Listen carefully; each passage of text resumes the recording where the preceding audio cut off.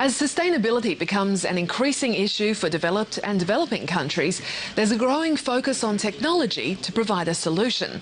As broadband becomes ubiquitous, smart cities are being planned, where utilities such as power will be delivered over a smart grid. In this week's panel, Catherine Caruana-McManus from IBM, Professor Stuart White from UTS and Nicholas Bernhardt from GreenBizCheck, joining us from Brisbane, look at the issue of technology and sustainability. Thanks, Bridie, and would like to kick off today with Nicholas, to you in Brisbane. Your company's actually got a certification program for sustainability. Explain exactly what that's looking at.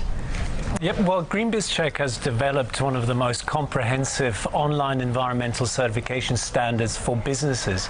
And we look at electricity or energy in general, water, waste, recycling, transportation and travel and supply chain sustainability, with the focus of showing business that it actually makes business sense to become more sustainable. It's not just an add-on, it is something that should be the core of every business. And we want to make sure that it is a commercial decision rather than a green decision for businesses to become more sustainable. How much energy do you say that the average company or organisation can actually save? Well, we've sort of, in our experience now, we've found a range between 10 to 40%, and I know that number or those numbers may seem rather large, but 10 to 40% is what we've come across so far. I'll give you one small example. A company down in Queensland called My One Group.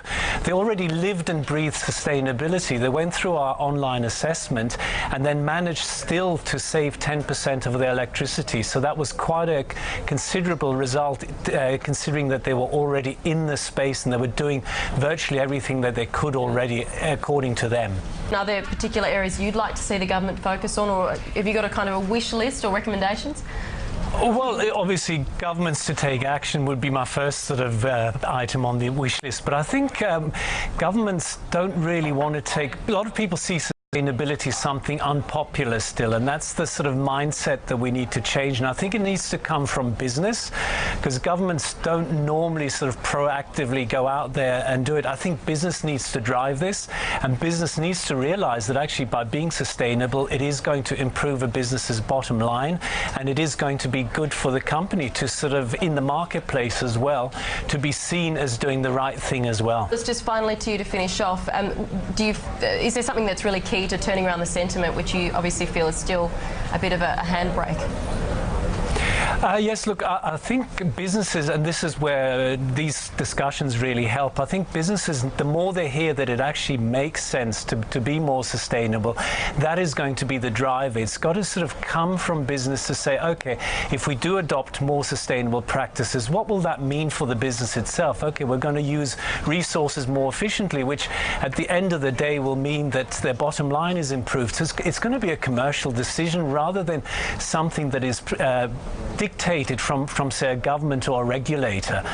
And that's the message that I think we need to get out there, that sustainability or being green is actually good for business. It's not something that is going to be overly costly, because there's a lot of misconceptions around that. And I think that's the message that we need to keep on driving home. And businesses are now largely adopting it, which is very comforting and encouraging to see.